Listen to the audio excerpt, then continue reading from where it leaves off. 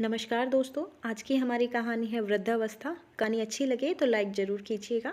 पापा जी, मम्मी जी, ये क्या तरीका है? आप दोनों हर समय मेरे कमरे में क्यों बैठे रहते हैं? इस घर में कोई प्राइवेसी ही नहीं है। जिसे देखो जब देखो मुंह उठाए चला आता है। आपके कमरे का एसी खराब है तो इसका मतलब ये बिल्कुल नहीं जब मैं ना हूँ तो आप मेरे कमरे में आकर बैठेंगे। मैं आज ही सोहन से बात करती हूँ। हमें कहीं अलग घर का इंतजाम कर लेना चाहिए। आरुषि जैसे ही किटी पार्टी से घर लौटी और देखा कि उसके सास ससुर दोनों आराम से एसी चलाकर बैठे रामायण देख रहे हैं, ये देखते ही उसका पारा गर्म हो गया और उसने उन्हें अपमानित कर दिया। बहू के मुंह से ऐसे अपमानजनक शब्द सुनकर श्याम जी और उनकी पत्नी सुधा जी की आंखों में आंसू आ गए। सुधा जी अपना अपमान तो बर्दाश्त कर लेती थी, लेकिन पति श्याम जी का अपमान असहाय था। इसीलिए बोल दी, बोलते समय सोच लिया करो। तुम्हें अपने ससुर जी से ऐसे शब्दों में बात नहीं करनी चाहिए। वो तो आज इनसे गर्मी बर्दाश्त नहीं हो रही थी, इसीलिए यहाँ आ गए। तुम्हें इनसे इज्जत से बात करनी चाहिए। उनका सम्मान घर बाहर सभी लोग आज तक करते हैं। डॉक्टर रह चुके हैं वो। आज उनके घर में उनकी बहू उनसे ऐसे अपमानक शब्दों में बात कर रही है। उन्होंने इतना कमाया है जीवन, एसी वगैरह बहुत बड़ी चीज़ नहीं है, आसानी से लगवा सकते थे, लेकिन तीनों बच्चों का भविष्य बनाने के लिए अपनी सुख सुविधा नहीं देखी और ये आज अपने कमरे पर बढ़ रही है। ये भी तुम्हारे ससुर जी ने पाई पाई जोड़कर ही बनाया है। मम्मी जी, मैंने ऐसा कुछ नहीं कहा है। एसी में बैठकर रामायण देखने का इतना ही शौक है तो अपने कमरे में लगवा लीजिए। ये तो मेरे पति की कमाई का है, इसीलिए इस पर सिर्फ मेरा हक है। आरुषि अकड़ते हुए बोली, आरुषि बेटा, ये घर तुम्हारे पति से पहले मेरे पति का है और जिस पति की कमाई पर इतना इतरा रही हो तुम, शायद भूल गई हो, वो मेरा बेटा पहले है।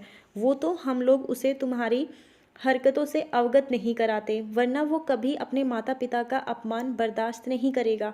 इतना कहकर दोनों वृद्ध पति पत्नी अपने कमरे में चले गए। श्याम जी और सुधा जी के दो बेटे सोहन और रोहन थे और बेटी नव्या।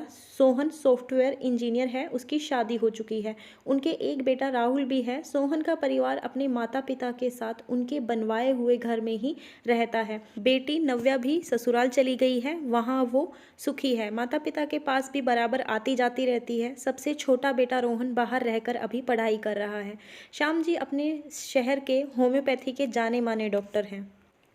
उनकी मेडिकल सुपरवाइज़र की सरकारी नौकरी भी है और अपना क्लिनिक भी खोल रखा है, जहां वो अस्पताल से आने के बाद बैठते हैं। शहर में अच्छी खासी हैसियत बनाई है उन्होंने।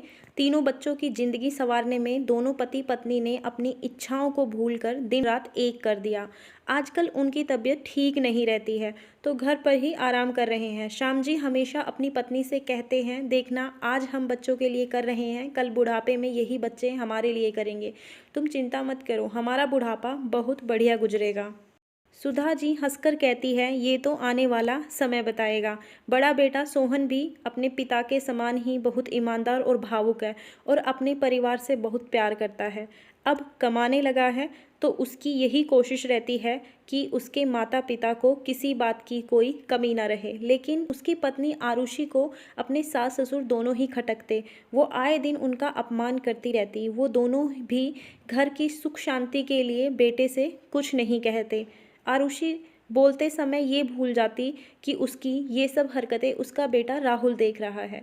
वो अपने दादी बाबा से बहुत प्यार करता है। उसे माँ का दादी बाबा से इस तरह बोलना पसंद नहीं आता, लेकिन बच्चा है तो कुछ कह नहीं पाता। एक दिन उसने अपने पिता सोहन से रात में पूछा, पापा, आप अपने मम्मी पापा से प्यार नहीं करते? मैं दुनिया में सबसे ज़्यादा प्यार अपने माता पिता से ही करता हूँ, क्योंकि वो मेरे लिए भगवान से पहले आते हैं। उन्होंने खुद कष्ट सहन कर हम भाई बहन को सारी सुख सुविधाएं दी हैं, इस काबिल बनाया है कि आज हम अपने पैरों पर खड़े हैं। लेकिन तुम ऐसा क्यों पूछ रहे हो? सोहन ने राहुल से प्रश्न किया। अगर आप अपने मम्मी पापा को प्यार करते हैं तो फिर मम्मा को क्यों नहीं डांटते कि वो उनसे ऐसे बात ना किया करे? क्या किया आपकी मम्मा ने? राहुल ने उस दिन वाला पूरा वृतांत अपने पिता से कह सुनाया। सोहन राहुल के मुंह से ये सब सुन दंग रह गया कि वो तो समझता था कि उसकी पत्नी उसके माता पिता की इज्जत करती है, उनकी देखभाल करती है, लेकिन वो तो उनके साथ दुर्व्यवहार कर रही है। उसने तुरंत आरुषि को आवाज़ लगाई और पूछा, राहुल क्या कह रहा है? उस दिन तुमने मम्मी पापा को अपमानित करके अपने कमरे से बाहर निकाल दिया। आरुषि बड़ी ढिठाई से बोली। उन लोगों ने भी तो अपनी सारी हदें पार कर दी हैं। वो मेरे कमरे में आकर क्यों बैठे? और मैंने सिर्फ अपनी बात कही है। फिर रुक कर बोली, ओ तो माता पिता ने बेटे से बहू की चुगली कर दी। जबान संभाल कर बात करो आरुषि, वो मेरे जन्मदाता हैं और ये घर उनका है। हम लोग उनके साथ रहते हैं। वो जहाँ चाहें बेझिझक आ जा सकते हैं। तुम उन्हें रोकने टोकने वाली कोई नहीं होती हो। अगर तुम्हें इतनी ही परेशानी है उनसे तो तुम कहीं भी जा सकती हो, लेकिन मैं अपने माता पिता को वृद्धावस्था में अकेला छोड़कर नहीं जाऊंगा। और एक बात हमेशा याद रखना, राहुल तुम्हारी हर बात नोट करता है। कल को कहीं ऐसा ना हो कि वो भी तुम्हारे साथ वही करे जो तुम आज मेरे बूढ़े माता पिता के साथ कर रही हो। इंसान को उसके बुरे कर्म सूद समेत वापस मिलते हैं। मैंने तुमसे शादी इसलिए नहीं की थी कि तुम मुझे मेरे माता पिता से दूर कर दो, बल्कि इसलिए की थी कि तुम मेरी तरह ही मेरे माता पिता का ख्याल रखकर इस वैवाहिक साझेदारी को बखूबी निभाओगी। मुझे उनसे दूर नहीं करोगी, बल्कि अपने सेवा भाव से और भी पास ले आओगी। सोहन, मुझे माफ़ कर दो। मुझसे बहुत बड़ी गलती हो गई। आगे से मैं कभी भी उनसे ऐसे बात नहीं करूँगी। और राहुल बेटा, प्लीज़ तुम भी अपनी मम्मा को माफ़ कर दो। सोहन जब तक कुछ बोलता तब तक उसके माता पिता वहाँ आ गए और बोले, सोहन, सुबह का भूला अगर शाम को घर आ जाए तो उसे भूला नहीं कहते। आरुषि माफ़ी मांग रही है, उसे माफ़ कर दो। हम लोग तो बस तुम्हारा सुखी संसार देखना चाहते हैं और कुछ नहीं। सोहन और आरुषि उनके चरणों में झुक गए और उन्होंने उन्हें गले लगा लिया। जिस माता पिता का सोहन जैसा बेटा और राहुल जैसा पोता होगा तो उनके साथ तो कभी कुछ गलत हो ही नहीं सकता। आजा राहुल अपने दादू के पास। राहुल उछलता हुआ अपने दादू और दादी के गले से चिपक गया और दोनों उसे प्यार करने लगे। धन्यवाद दोस्तों। कहानी अच्छी लगी हो तो लाइक एंड शेयर कीजिए, चैनल को सब्सक्राइब कर लीजिए ऐसी ही और कहानियों के लिए।